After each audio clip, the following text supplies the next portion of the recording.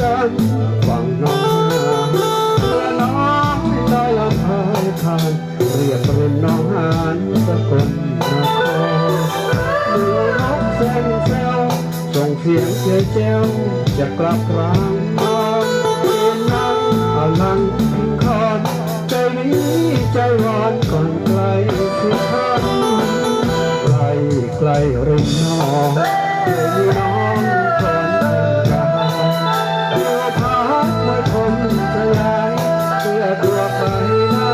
ใส่งามคำเช็ดงาหัวหอกแล้วหลอกแทนต่อยคนดำตัดไปเรียวร้อยอดทนเจ้าอย่าทำขยันใจอ้าย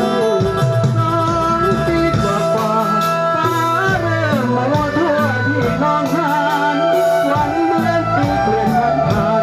เจ้าทิ้งน้องหานไม่หันมาเกินไปหลงมาเขาแล้งเจ้าผู้บ่าวบ้านใด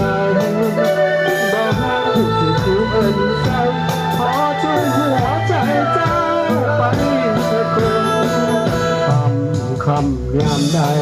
อดจะไว้ให้แน่ไปมองเจ้าโอ้น้อน้ำตาผู้บ่าวทั้งยาวใจขอ